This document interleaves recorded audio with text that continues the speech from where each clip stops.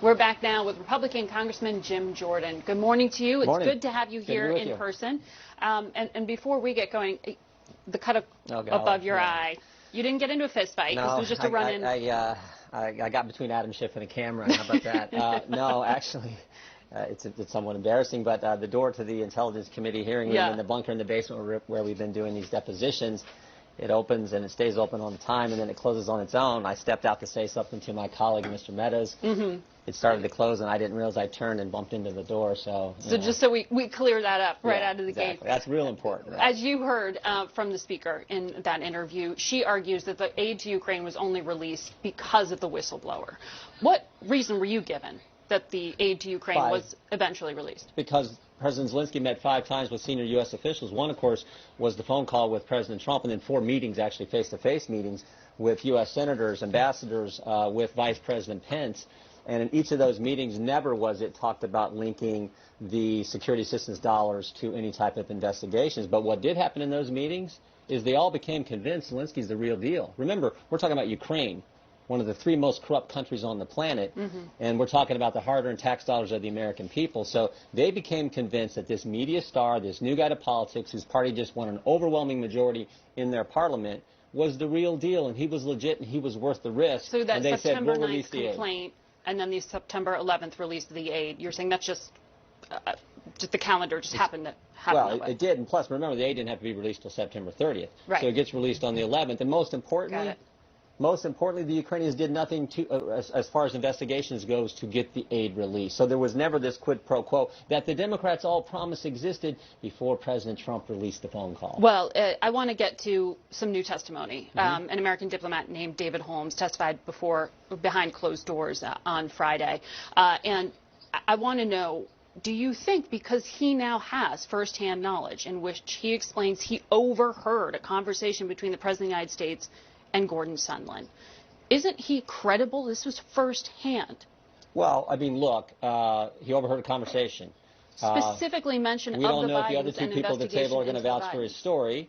We'll see, because there was 4 people at the table. Are they coming to testify, those other 2? That's Adam Schiff. Adam Schiff controls the witness list. We gave our list. He doesn't give us the witnesses we want, and he can call witnesses anytime he wants. We had to give our list last Saturday. Just one of the many problems and unfairness of this process. So I'm sure Mr. Holmes will get called by the Democrats. He'll come in, and we'll have him under oath in front of the committee, in front of the cameras, and we'll ask him questions, and we'll see how his story holds up. Gordon Sondland, the ambassador to the EU, is an ally of the president. He was a financial donor to the president's campaign. But he's changed his testimony already. Do you think he's credible?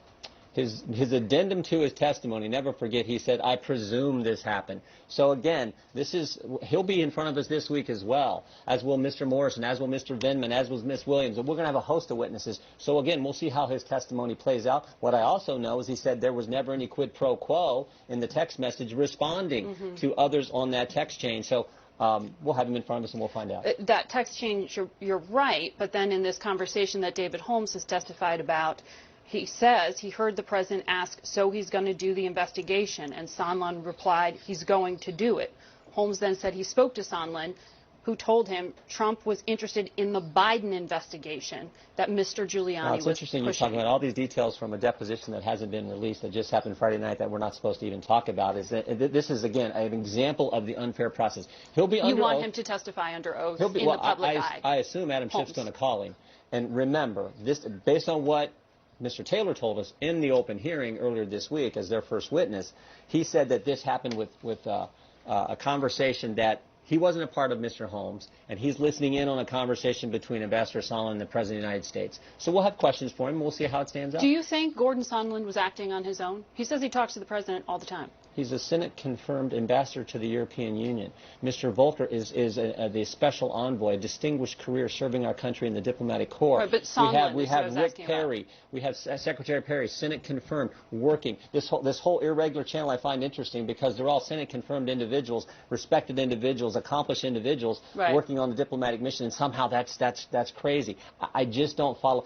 Here's the bottom line. But do you think that the project that Gordon Sondland was working on here, when he said the Biden investigation that Mr. Giuliani was pushing, was that with the president's Here's what I understand. We haven't heard from Kurt Volker yet. the first witness the Democrats called, the special envoy, Ambassador Volker, he said everything that was done here, there was no quid pro quo of any kind, and it was all done in a way that was consistent with the mission of making sure the aid ultimately gets to Ukraine, and that things are done in the best interest of the United States, done in the best interest of Ukraine. And that all happened. And Ambassador Volker's testimony, I think, will be particularly good and particularly powerful when we get to hear from him later this week. Specifically, Volker said he didn't know there was a quid pro quo, that none was ever communicated to him. Not that there was definitively no quid pro quo, just that he was not aware of it. No one's testified that there's been a quid pro quo. Everyone's got second, third-hand, fourth-hand information. Mr. Morrison, who was on the call, said he didn't think anything was improper or illegal on the call. Ms. Williams didn't think anything improper or illegal on the call. She said inappropriate.